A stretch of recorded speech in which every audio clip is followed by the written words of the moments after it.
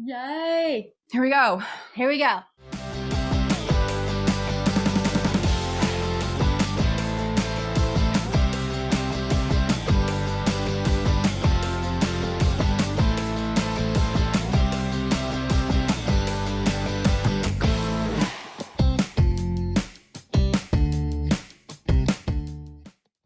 Hello, beautiful souls. It's Julie. Before we dive into this episode, I want to give you a little bit of background information.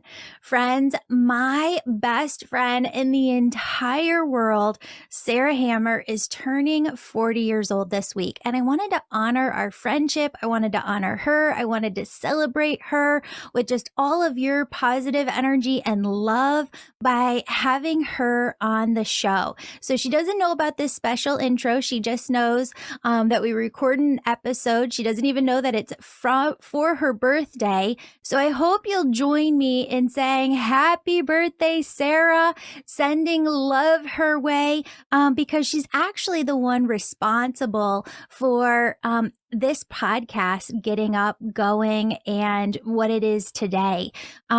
She was the one that encouraged me, and you'll hear that story today. But I wanted this episode to honor her, to honor our friendship, and just how much she means to me, because she is the Gail to my Oprah. She is, if you know the show Grace and Frankie, or Frankie, no, Frankie Grace and Frankie. She is the Grace to my Frankie.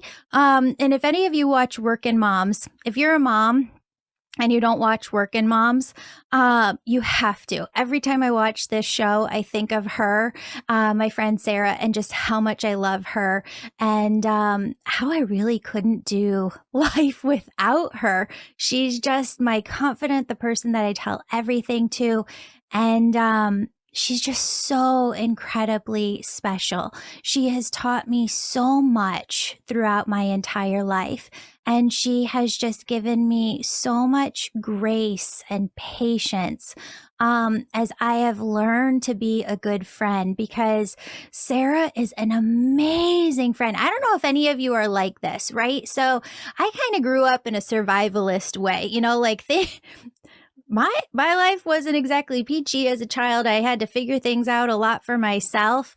And Sarah had life just figured out so young. And I met her when I was 18 years old. And from a young 18-year-old person, she knew how to be this amazing friend. And she taught me what it is to be a good friend. And I'm still learning so much from her today. She has seen me through ups. She has seen me through downs. We have gotten into huge fights, which you will hear about today. We have been on adventures. And after all these years, what I have to say is that she is my soul sister through and through. She's my ride or die, and I need her more than anything. So Sarah, this episode is for you. I celebrate you. I love you. And friends, as you're listening to this episode, can you say some prayers for Sarah? She has some things coming up that I just know she can do. But I want you to send her some positive energy, some positive love, and just envision just wonderful gifts and blessings coming her way and to her family. So thank you all for being here. I hope you enjoy this episode on friendship, and a happy, happy, happy birthday to my bestie. Hello, beautiful souls. Welcome back to the Angels and Awakening podcast. I'm your host and author, Julie Jancius. And today I'm here with a very, very special guest, my bestie since I was 18 years old. Oh so my God. I've known you over half my life, Sarah Hammer.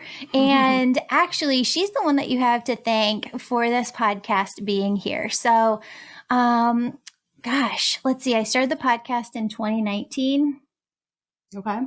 So 2018, like the summer of 2018, I called Sarah and I was like, you'll never believe what happened. this person came in for a session and she told me about podcasting and she told me I should start one and she gave me a microphone and I don't know if I can do it. And Sarah's like, oh, you can so do this. Yes. She's like, I listen to 6 hours of podcasts a day. I could totally teach you about this. So her and I together found different microphones and there's all of these wires you have to plug into your computer. And in order to start the podcast, I had to learn how to edit podcasts. And the way that we originally planned it was for her and I to be like a duo podcast show.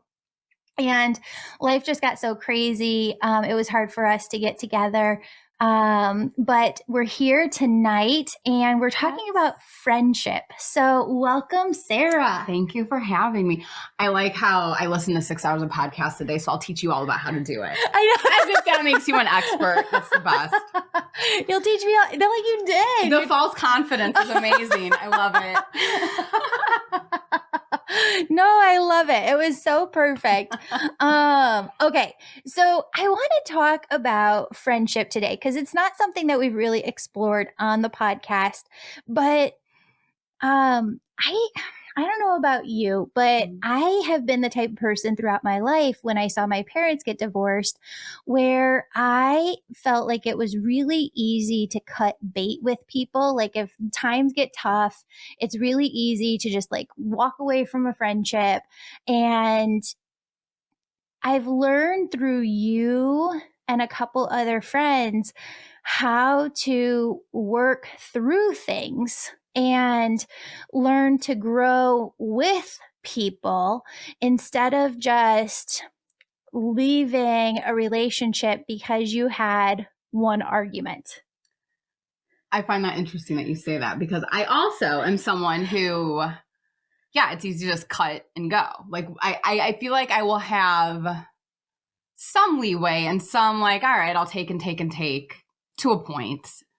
Or at least I think so. You may totally disagree. But then once you cross the line or once it gets to a point of I feel like you've done me wrong or just once the loyalty is gone, I feel like I tend to be a loyal friend. So if I feel like someone isn't loyal to me, I will easily cut and go and just like cut you out of my life and I'm out. Yeah. But our friendship has taught me like, no, that's not it. And sometimes you have to be more forgiving and sometimes stuff happens. Sometimes people make mistakes and sometimes people just don't think or vice versa. Lord knows, me too. Yeah. Well, and especially us, we've been friends since we were 18. I mean, my gosh, the times you're 18, you're dumb, you know? I mean, and then as you get older, even though with age comes more wisdom, the wisdom is actually knowing that you don't know everything and that you are actually not that bright and you make mistakes and people make mistakes. And that's how you go. I mean, truly though, I feel like it's, it's.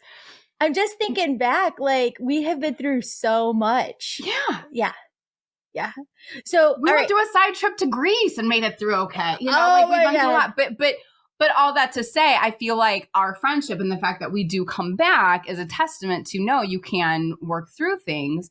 And I think now we do a really good job of if something is on one of our minds, or I know I just called you up last week crying because I feel like I've been a bad friend to you and I've been flaky and you're like, me too. And, it's fine. And And another thing is something that the pandemic has taught me, or I don't know if taught is the right word, but for 2022, I'm trying to have a mantra of grace. Yeah. Grace with other people and grace with ourselves, such as, you know what, if your friend doesn't call to check up on you because you mentioned you had a cold, who cares? They have other things going on. Let it go. Yeah. Do they still answer your phone call or text message when you call them? Okay, then that's what counts, like that's, and show yourself grace too. Like, what, maybe you forgot someone's birthday. That's okay. Yeah. There's other things going on or whatever it is. I just feel like grace for ourselves and grace for others is a really key component of friendship. Totally. That I've just learned like this year. All right. So let's take it back to the beginning because I feel like almost walking through our friendship is a really good overview for people to hear because a lot of people who listen to the podcast are just in college themselves. And it's like what's coming along. And for those of us who are older and we can kind of look back at everything and just kind of reminisce, I guess, a little bit. Okay. Yeah. Let's do it. All right. Let's do it. So we both went to college together. We're both on an all-girl dorm floor. And I walk into Sarah's room. I don't even know if I was with anybody or... No, you just came in alone. Okay. So I'm just walking in to random people's rooms. And Sarah is watching the VH1 Fashion Awards. Yes, the VH1 Fashion Awards.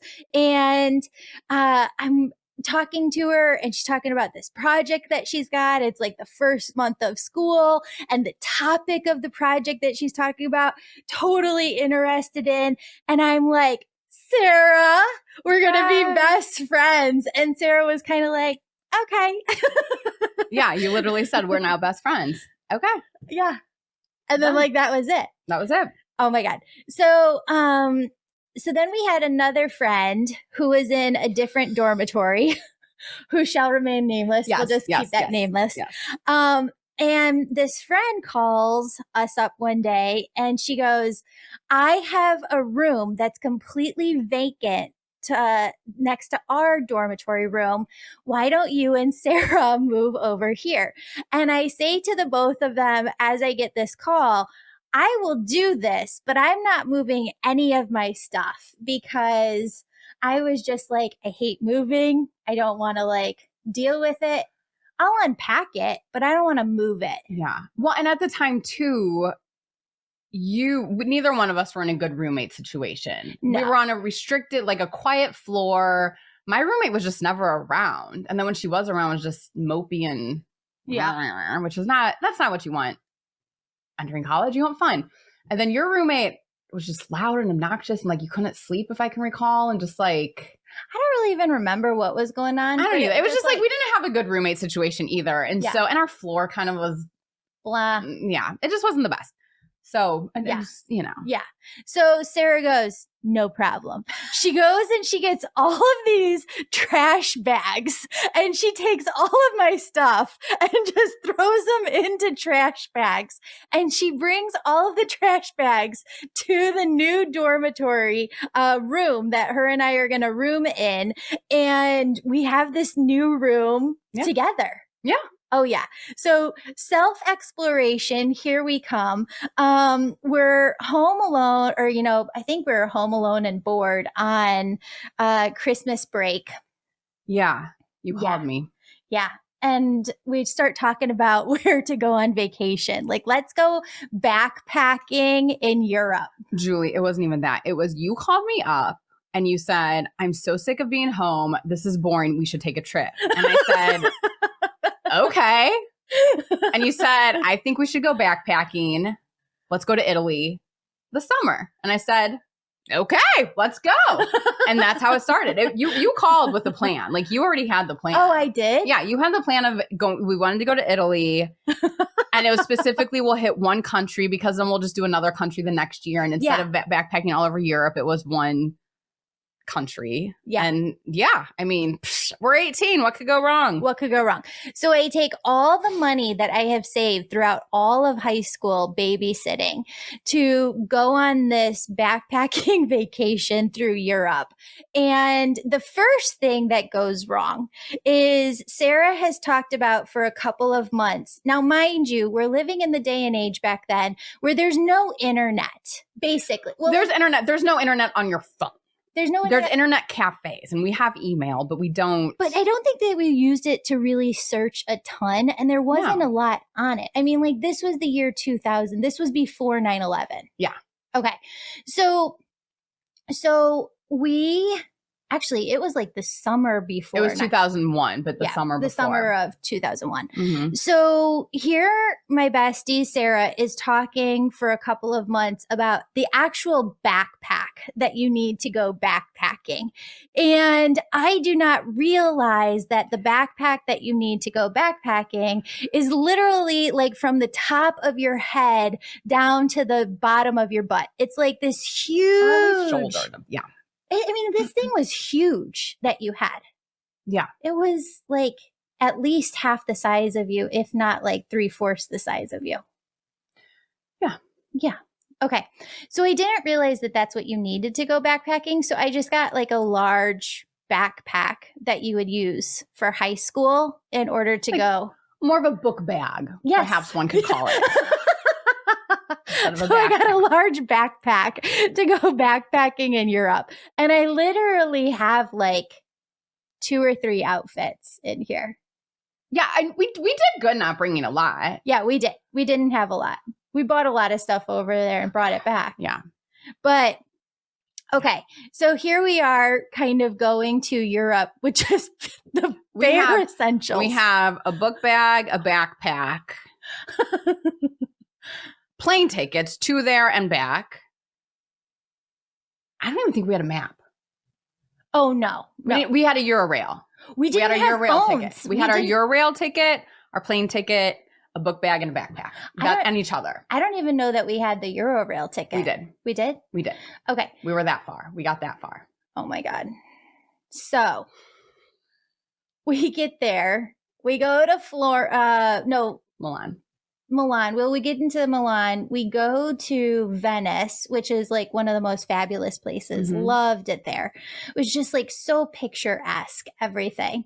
Got pooped on in the plaza. What was that?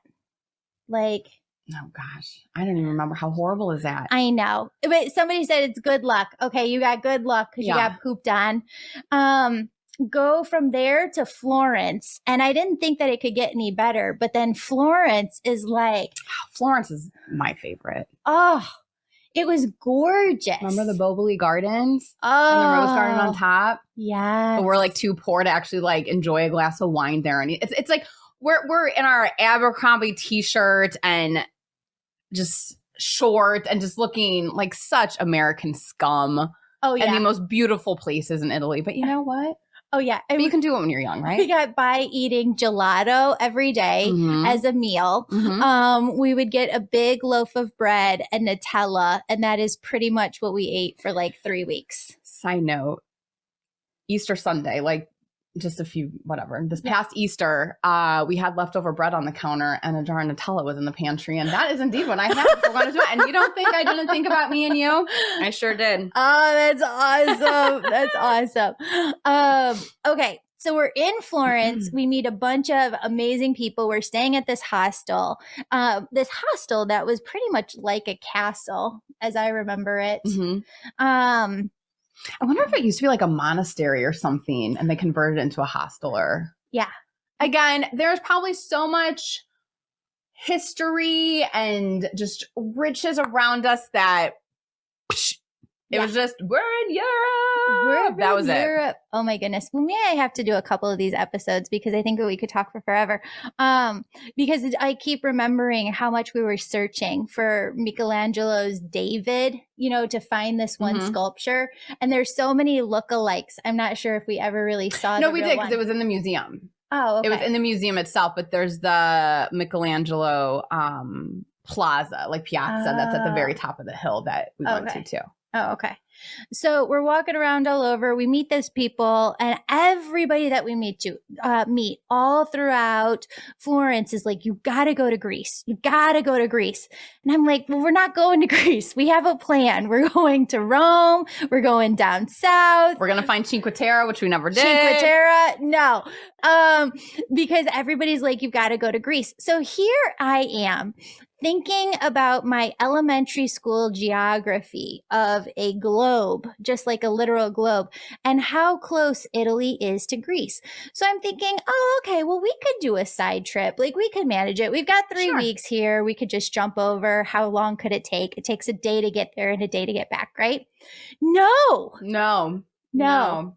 Which I'm sorry to interrupt, but we were saying Michelangelo, the David. Oh, the David. Michelangelo made the David statue, but I just, I don't know. Yeah. I was just embarrassed. No, totally. So yeah, going to Greece, not just a hop, skip, and a jump. No. We had to take a train to get there. It was trains, planes, and automobiles. And a boat. Oh my God. But we did end up making it to Greece. Mm-hmm. Made it over to Athens first, and then thought it would be really easy to take a boat to the islands. No, like another 8 hours, 10 hours later, then you're at the islands. And we were totally on the bad side of the island. It wasn't like around anything whatsoever. I feel Santorini was our first stop, right? It was. Eos, we did a little better, but by then. But Santorini's where you burned your leg. Yeah. Okay. So here I am, having ridden so many motorcycles with my dad. And I'm like, I could ride a motorcycle with you on the back of it. Because everywhere everyone goes, it's on mopeds, Vespas. And Julie said, I can do it. And I said, are you sure? Because I did not have experience with motorcycles or mopeds or anything. And I did not feel comfortable. I said, I don't feel comfortable, but if you're comfortable with it, I trust you. And she says, I got this. I got this. I did not have this whatsoever. It was terrible. There's a piece of the motorcycle that gets very, very hot. It's the muffler. Extremely hot. And there should be a shield over the muffler. And I remember my dad talking about this and how he got burned the same way a long time ago. But I didn't even think to check like that part of the moped. So here we are going along. At some point, something happened. I dropped the bike and it like goes on your leg. We were going slow because I think the roads, and it was being nervous, which understandable, totally understandable. And I stepped off of it because I felt like, it's tipping. So I stepped off of it. And then I think when you were getting off of it too, I think the ignition wasn't turned off or whatever the correct terminology is. And so it spun around and it hit my leg is what happened. I know. So my calf got burned. And at the time all the locals were like, oh, it's not bad. They acted like, oh, you scrape your knee. That's how you learn how to ride your bike, right? You just move on. So we're like, oh, okay.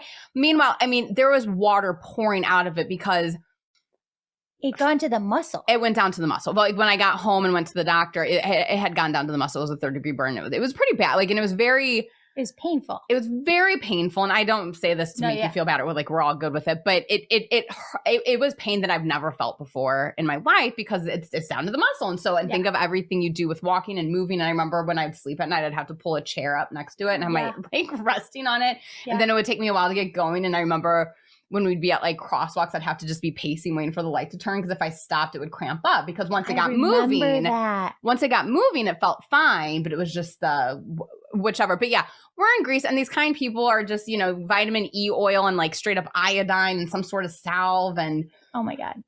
And then that was in Santorini.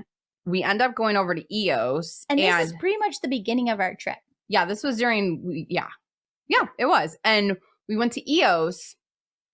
And we were kind of walking around shopping, and a guy stopped. He's like, do you mind? What happened? I said, I got a burn. Because some people thought it was a tattoo, which, okay. And he's like, do you mind if I take a look? And I said, no, not at all. And he goes, you need to get to a doctor. He goes, that looks infected. And so we ended up going to a doctor in Greece. I don't remember this. I don't know if you were with me going to the doctor. I think you might have. I think he said you need to go to a doctor, and he helped me find one. But I think you went off somewhere else. But I was like, no, go. Like it wasn't. Not in a rude way. I think you just were doing the thing. And I went to the doctor, and then he gave me antibiotic creams and he gave me like some sort of medication to take care of it. But I do remember once I got home and went to the doctor in the United States, he said, do you want any painkillers? Oh. And I said, what? I could have had painkillers this whole time? And at that time, it's like, well, no, because, whatever. But that's the story of the burn. But we're in Greece. We end up, at that point, we were not doing well friendship-wise. No. We were not doing well friendship-wise because you were sick. Because on the way there, remember, I got sick because you bartered some like Advil for like NyQuil or something, or like I had to barter a room too to get you a room on the ship. We ended up sleeping in like the luggage area to like sleep because like just that horrible, painful sore throat and stuff. And then you ended up getting that, but at that point I had to burn, so I had I had no sympathy, empathy, anything to give you. Totally. And I think you were frustrated that you had helped me when I was sick to feel better. But I didn't because I couldn't, but I can understand why you felt frustrated about that. And this is me looking back on it now. At the time, I had zero. I had zero to give. And you had zero to give because you had already helped me and you feel sick. And by the way, neither one of us realized how bad it was. I knew it was bad because of how painful it was, but it's hard to explain to someone when something's that painful. So we just... we weren't on the same page. 18/19, I think I actually turned 19 there. Yeah. But then we start making the journey back to Italy. Yep. And we meet two Sarahs on the ferry. I don't remember this at all. Tell the story. They were Canadian and they were both named Sarah. Oh, I do remember them. Did they end up coming over to Rome with us? Yeah. Oh. They were kind of on the same trip because when you're backpacking in Europe, what's beautiful is you meet this whole community of backpackers and mostly Canadians and Australians, but some Americans, hey. But they kind of helped us out. And I remember they would help me with my bag and they ended up really helping us out with that stuff. And we kind of like hung out with them for a bit because I stayed in touch with them email for like a year or two afterwards. Oh, they're in all of our pictures. Yeah. Yeah, but they were both Sarah. But we met up with them and they helped us out. And it was kind of nice too because it kind of cut the buffer. Like we played cards and like it just wasn't me and you. Because I mean, I don't even think we sat next to each other on the plane on the way home or like said goodbye when we landed in the States. No, I think like both of our parents came to pick us up and we just went straight to our parents and like went home. Yeah, but like even like got off the plane separate. Like we did, like it was bad. But we made it. But what I was going to, so whatever, we make it, we make our way back to Italy, but we still hit up Rome. We still went to the Colosseum. Like we still did it. Yeah. We still did it. Oh my goodness. Amazing. It was. Get to Milan. Do you remember the person in the airport on the way? So we came back together a bit. I told this story on the podcast, but tell it the way that you remember it because we haven't ever like rediscussed. We haven't rediscussed. And to be honest, I don't know how much energy I have because again, I was so in my own world and in my own head. So basically tell them like we'd spent all of our money. Like we did not have a penny left to our name. We didn't have a penny left. And we were so paranoid about being at the airport on time for our flight. Because again, we had almost missed a flight coming here because like our layovers were too close together. Mm-hmm. And so we were just paranoid. So we're like, let's just hang out at the airport. Let's just get there the night before, spend time at the airport, whatever. So we were there the night before and there was some guy who it's like every time we would look up, he was close by. He was clearly stalking, hunting us. Like it felt like we were prey. It felt like a shark circling its prey. It's just like we'd go upstairs, he'd be there. We'd go down, like wherever we went, he was circling us. And I can remember, were you like cutting something up to like wrap a gift for someone going home, like a sheet or like a tarp? I was sleeping and a woman woke us up. Okay. Yeah. Yeah, that's like all I remember. And I just remember we like always had to like be up and on. What's that like Liam Neeson movie? Taken? Yes. It was a total Taken situation where like there's a guy who was totally, you're right, around us. I was oblivious. I had no idea that this was happening. And a African-American woman or African woman woke us up and she was just in this beautiful African dress, this beautiful like African head wrap. And she was like, she was trying to explain it, but she didn't speak English. And she was saying, he's following you. And this is a really bad situation. And she goes, you guys have to stay up. Like you have to stay awake. And this was also before 9/11 where there was no security. No. So you just like walk in and out of airports. And I could see how easy it would be to just get taken. Oh, totally. Totally. Yeah. So, but we didn't. No. And she was our angel. Yeah, she was. She was our angel. Legit angel sent to us to help us a little bit there. So we come home, and we had also had the brilliant 18-year-old idea that we could room with two other girls who we really wanted to room with at the time in a 3-bedroom place, and that we would share a very small, like 9-by-9 bedroom. I'm pretty sure it was even smaller than this room here. Like this thing was just... It might have been. It was ridiculously small. It probably was the size of this. Just think about fitting 2 twin beds in here. Just not without that cutout. It was crazy. Yeah. Yeah. And so it was not a good situation that year either. No, it wasn't a good situation. And that could be for another podcast and another time. And I just, that totally. That moves on to the war of the Post-its. Oh, I don't remember this. You don't remember like always leaving like passive aggressive Post-its? I am starting to recall. I mean all four roommates in this. It wasn't just me and you. Like the other 2 got in. Like it was just a very toxic, passive aggressive. Oh, it was. And it's totally so funny because it all comes down to, talking about the burn. Because you're right, we've never really rehashed it or anything. It was just kind of like, whatever, it happened, move on and stuff. But it's like you were frustrated with me because you were sick, and I was frustrated with you because like I didn't realize how bad the burn was. I am in so much pain. So like. Honestly, worse than child, like than whatever. I'm pulling a Julie. What do you call it? What do you call it? What do you call it? Your when you go into labor, your contractions. Yes. Worse than contractions. That's what I was gonna say. Than contractions. Yeah. Excuse me. But that's what it was. And if we could have talked it out and been like, listen. Yes. I feel sick. I'm in pain. We're both miserable. Let's just back off. We would be fine. But we didn't know like healthy communication back then. No. So, okay. So let's like yada, yada, yada this, right? So yada, yada, yada. Yada, yada, yada. Sophomore year of high school is terrible. College. Sophomore year of college is terrible. Mm-hmm. Great learning experience because I learned what a crappy roommate I was. Not good at doing the dishes, not good at like pulling my fair weight around the house whatsoever. Ended up becoming like a dorm mom, like RA. RA. Yeah. So that I didn't have to live with anybody ever again. But that worked out. And so then I don't remember how we came back together after that. I don't either. I do feel like whenever, because we definitely had like a severed, we didn't talk, but I don't think it was like, I feel like maybe every once in a while one of us would call each other or like would kind of halfway reach. Honestly, I think you would always reach out to me.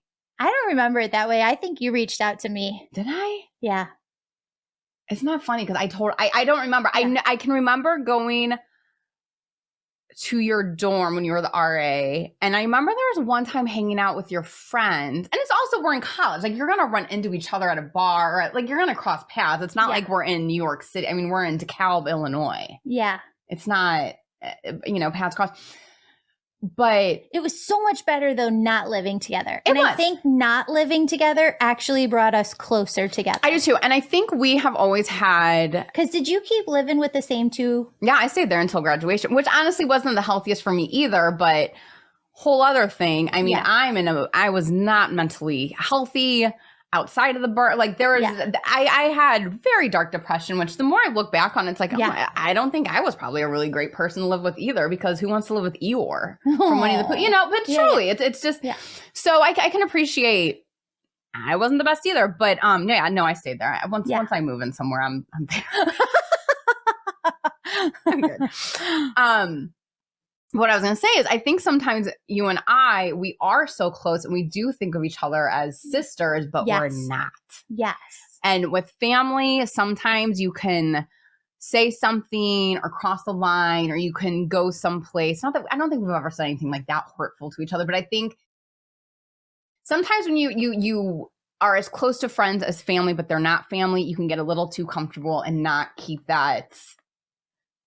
Totally. I don't know how else to describe it, but there's. So you and I have had like 3 major fallouts. Like that was number 1. Mm-hmm. Number 2 was like after college for a while. And then number 3 was when I like got engaged. And so like 3 major fallouts. So I feel like we did feel that way, but now it's almost like I never doubt us anymore. Like I know like we'll always come back together.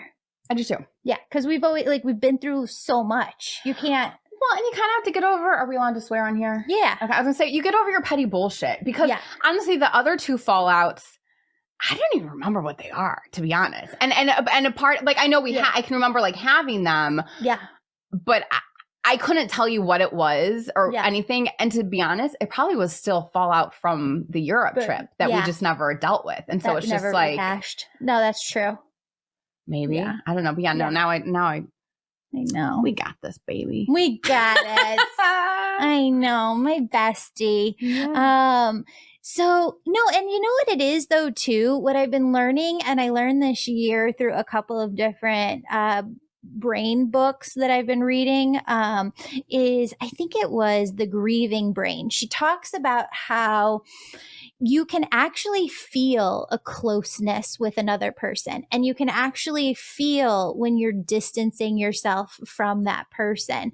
And I think when I get into fights with people, my go-to response is, well, like, done, like cut off, no more. I'm not spending any more time on you. Like, I'm just moving on with my life. Mm-hmm. But I feel like I actually had to learn from you. And I have one other friend who's really good with this, where like, she wouldn't let me do that. Like you would always call. And she would always call, and it would kind of be frustrating. Like, nope, I'm done. Like, no more. And then like, they just keep like poking and tapping and calling and texting. And you're like, okay, we'll come back in. It's so funny because I truly think of you doing that with me. Really? I do. Yeah. I don't know what it is. It's, I don't think we give up on each other is what it is. Yeah. Is what I think it comes down to. But yeah. Yeah. Oh my goodness. That's so funny. I know. So I think going back to the college piece though, it was really fascinating to go to college, because what I got out of college was, I feel, more of like a socialization education, almost more than like an actual education. Yes. Even like going home from from the dorms when we lived together, home for Easter, freshman year of college. And your mom was just like so sweet. And she made me an Easter basket. And I decided like right then, right there, I am making my child an Easter basket for the rest of their lives, because Mama Hammer, she's awesome at that stuff. Yeah. Yeah. And then Papa Hammer, oh my God. The best. Like, we would sit and play Monopoly that trip, or like Life, or some like board game. And we would like talk to them. And he had this philosophy, talk to people about it, where he thinks that, what does he call it? Dealing with success, or fear of success. I think he call it like dealing with success, because I don't. I honestly, I can't fully remember, but I know I think it was, we were just emotional and feeling upset about whatever it is that 19-year-olds are upset about. Yeah. But he was saying that, it can be hard dealing with success. People always talk about dealing with failures and how it's upsetting, but people talk about that, but they don't talk about dealing with success. And here we are, two young, bright women with our future ahead of us. And, we're in school, which my mom later on in life got her degree, but my parents didn't go on to get their bachelor's when they were younger. They got married young. And so they were always very proud that both of their girls went. And so, we're in college, we're getting our education. We're planning a trip to Europe, for goodness sakes. Look at us, young, independent, capable women, and that can be hard too, because it's scary and you don't know what's going to bring. And when you're dealing with success, you also then have the fear of failing, whereas at least once you failed. So you don't have the fear of failing anymore because you're there. Mm-hmm. So there's a bit of an unknown there too. And I'm sure he was way more articulate and eloquent as he is. But I think his major point, and it like just really stuck with me all those years, and it still does today, is like, most people are more scared of doing something because they're scared of being successful, rather than actually almost being scared of failing. Yeah. Yeah. And I could totally get that. And I was like, okay, well, I could manage that success. So let's just get this done with. There we go. There you go. Yeah. I think he needs to write a book about that. I've told him that. And he's like, what is she talking about? He doesn't remember any of this stuff. He doesn't remember. Yeah. Oh my goodness. So, the time that this podcast episode is going to come out is actually almost to around the time when a lot of college students are going to be graduating from college. And, one of the things that Sarah and I always come back to and kind of reminisce about and talk about is just how much anxiety and fear energy we held in those months before graduating college. And I actually think that is probably one of the most fear-filled times of my entire life. It is. You know, it's interesting because I had a professor at the time who, I think it was the fall semester of senior year, but in the class, she had us read a book called The Quarter Life Crisis. Now, I can't tell you what was in that book or what advice was given, but I just remember thinking it was really cool that she acknowledged that this is a really difficult time and that the world is your oyster, as they always say, but that's terrifying. There's so many choices. Think about if you go to an ice cream shop and if there's 500 flavors, it's hard to pick one, but if there's only 10 flavors, much easier to choose. And when you're about to graduate, everyone says the world's your oyster. You can do whatever you want. Go, explore, conquer the world. I would like to just know option A, B, or C. Like, I need a limited menu. Give me a prefix. Like, what am I supposed to do in life now? And you've been in a bubble. Yes. You're in such a bubble and you think you're not because, you know, parents are allowed and you can party, you can drink, you can see whoever you want. You can do whatever you want, really, because no one's going to get you in trouble except for the law. But beyond that, what do you do? Where do you go? And it's terrifying. Yeah. And so we would call one another, and I feel like we had other friends in on this too at the time, but I feel like there was 4 of us and somebody would always be calling, and it was always someone's week to break down. Mm-hmm. And this happened the entire last semester. I remember graduation day being in the bathroom crying constantly. Yeah. Yeah. Yeah. Because it was like, okay, our entire lives, it was like, okay, you go to school, you go to college, you graduate, and then we didn't know what was going to happen. And we had to keep telling each other, it's going to be, I don't know how this is going to work out, but it's going to be somehow okay. It gets done. I don't know. Yeah. It'll be fine. Yeah. Yeah. Yeah. And you know, the funny thing is I still feel like I don't really know what I'm doing. No. But no one tells you that you really don't. If someone says they haven't figured it out, I would question them. I have met so many entrepreneurs over the last 2 years. And what I've come down to is all life is bullshit. Yeah. Like every single entrepreneur that I meet is making stuff up as they go along. Now, they might have created like a success template that they've used to get where they are. Sure. But in order for them to keep going, they're trailblazing. There is no path in front of them. And they're making up their future success as they go along right there. Which is amazing. But it just shows like you're not going to be secure or confident. You just... Yeah. I shouldn't say confident. You should absolutely be confident, but you're not going to have there's no known. There's no known.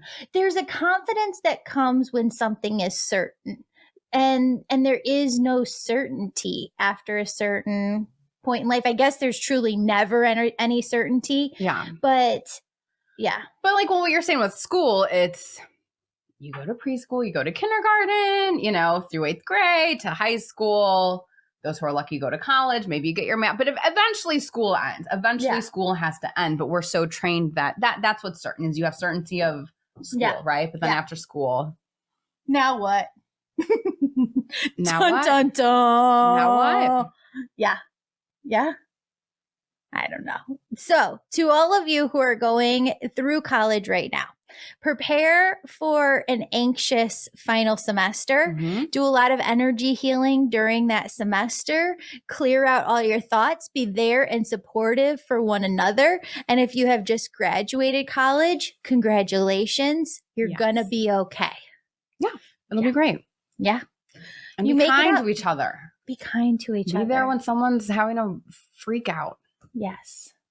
Because it happens all the time. Oh my gosh. Yeah. Still. Yeah. I know. Just not as extreme. Yeah. Yeah. So let's talk about one more thing on here. Okay. We're going to yada, yada, yada and skip forward. Yada, yada, yada our 20s, yada, yada, yada after college, Okay. yada, yada, yada our early 30s. Now we're moms. Yes. And you had a child during COVID. Yes.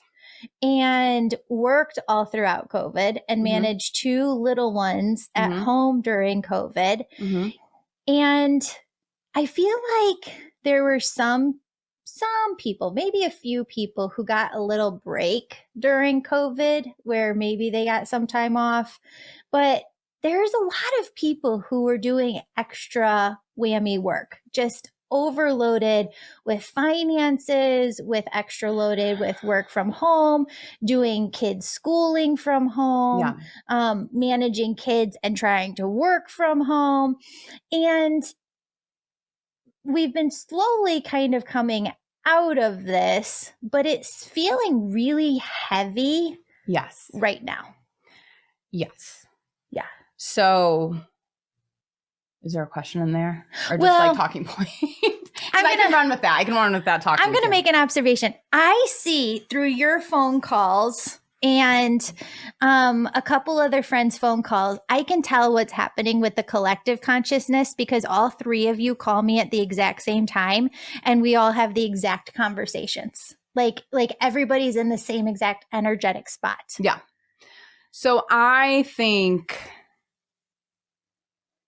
the pandemic has happened. Everyone has gone through it. There isn't a single soul in this world that hasn't gone through it that we're aware of. It was not easy for anyone. I don't care whether you had a kid or not, whether you had to homeschool, whatever it was, no one got through this easy. And I think we all have trauma through it. And I think it's just hard in different ways.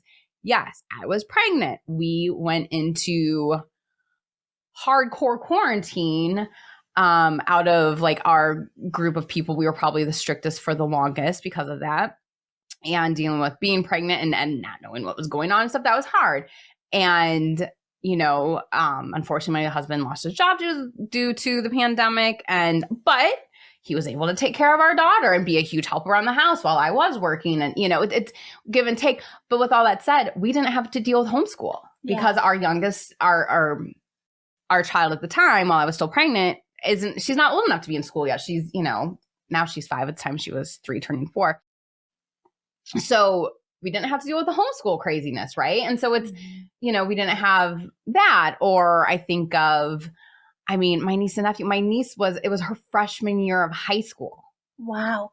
And how hard would that be to be 14 stuck at home with. So is she a junior right now? She's a junior. So she's gone through most of her high school years, like wearing a mask and. Yeah. Well, think about it. For a year and a half, she was at home the whole time. And now the junior year, she went back. But, that's hard. Or, you are homeschooling with your kid and you have a husband who teaches. I don't know if we want to disclose information about him, but like he is teaching. So he has to figure out how to teach from home and you're doing your business. And it's, no one got out of this unscathed. Now I will say, very lucky. We were managed to keep our health and we, and my family and extended family, we didn't lose anyone to COVID. And so all said, we did get out of it easy. And so I think sometimes there's also a guilt for feeling stressed or traumatized or feeling this heavy burden from the pandemic and COVID, when the reality is I had a very privileged COVID experience. Yeah. I'm still in my home. I'm still I have 2 beautiful, healthy children. Yeah. My husband is working again and, which he found one by the end of the year, but it's all in all, it was lucky, but it was tough. And also, not to bring up the can of worms, but while the pandemic's going on and during 2020, we also have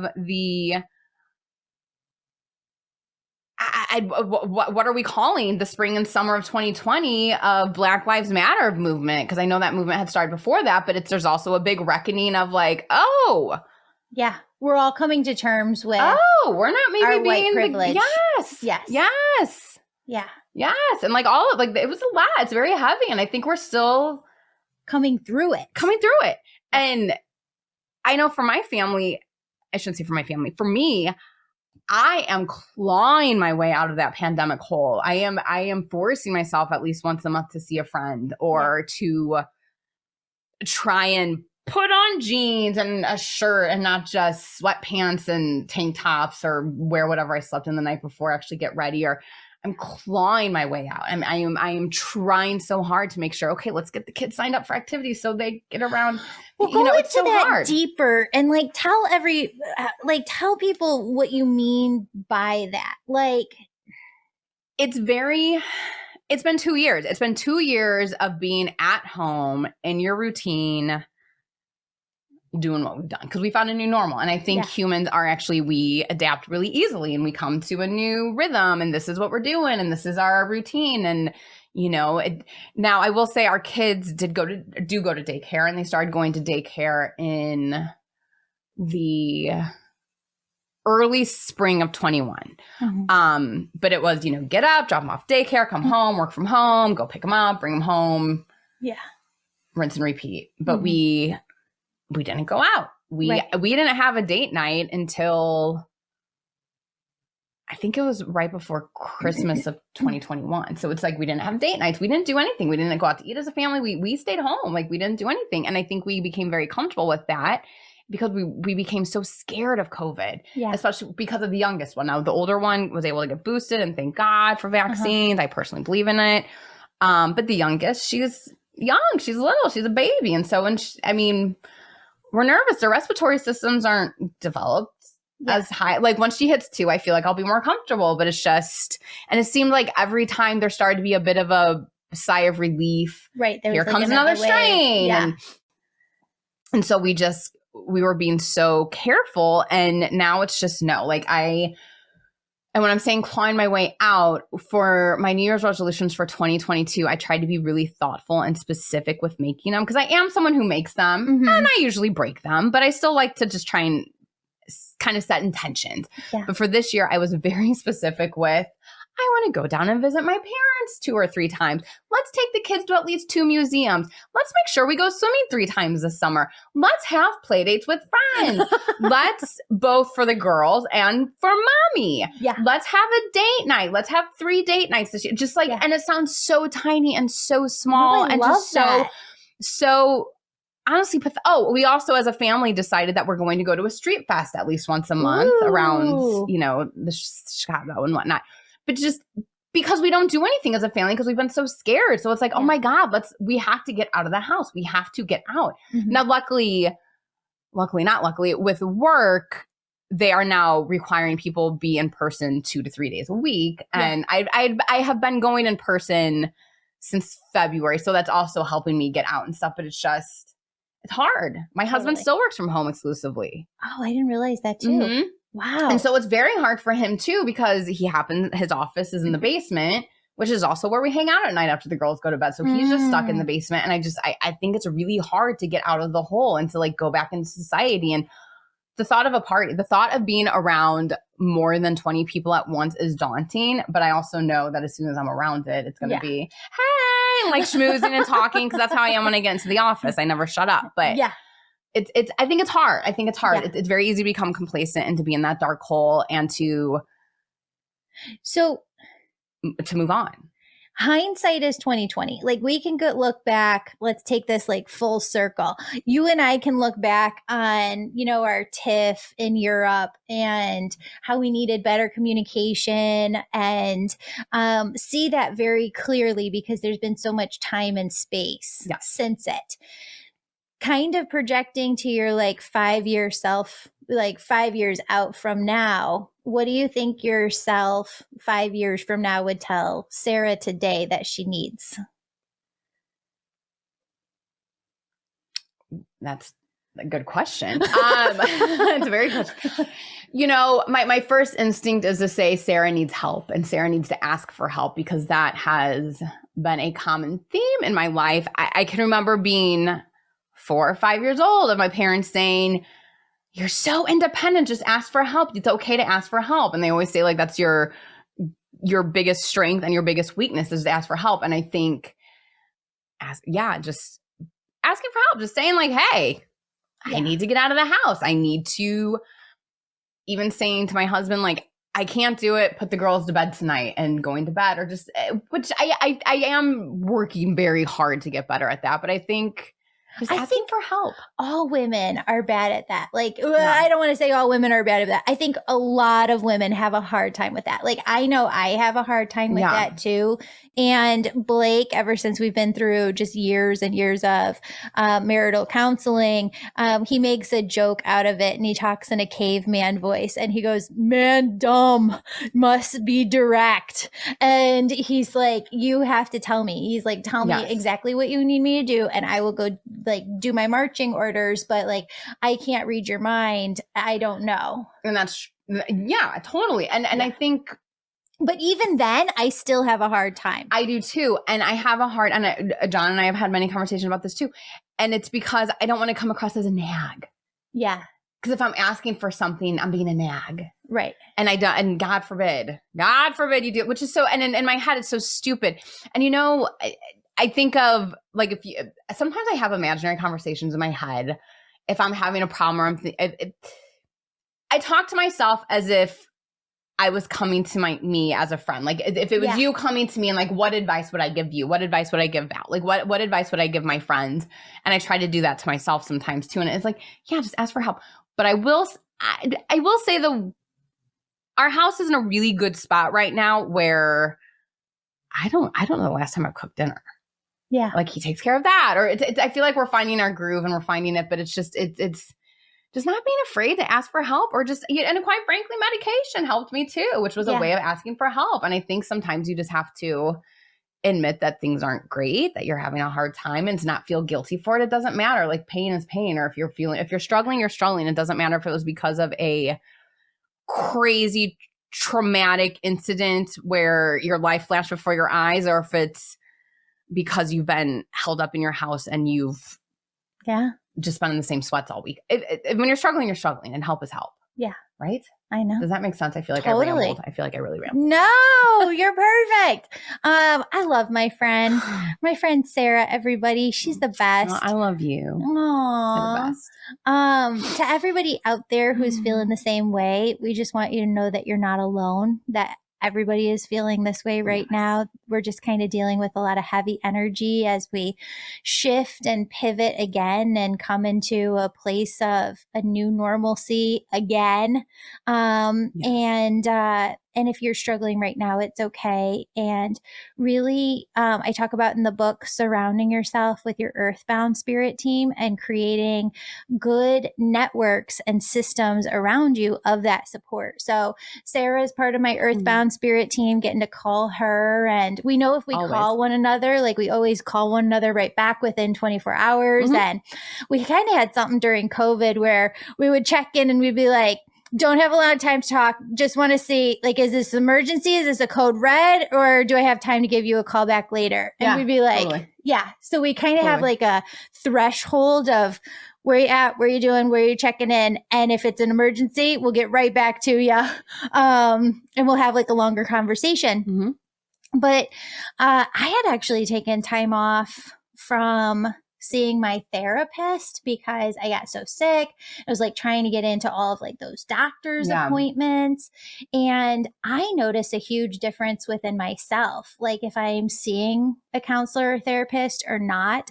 And so I got back in to see my therapist and I'm like, oh my God, where have you been? I love her because she brings such a different perspective and, I just love. That's good. Yeah. So we need like our networks. You need your friends. You need your besties. You need your friends. All right, friends. This is Julie and Sarah. We're going to be signing off, but just wanted to let you know that you're not alone. And Sarah, thank you so much for being here today. Well, thanks for having me. Thank you for being my friend. I feel like we're going to have to make this like a 3-parter. Oh, yes. Yeah, we got to do more. Awesome. Everybody, thank you so much for being here. And if you have time today, reach out to your bestie and just let you know how much you appreciate them because good friendships are hard to find and they're so worth holding on to. They're my treasures. Love. Treasures. Tell your friend she's a treasure today. Bye, everybody. Guys.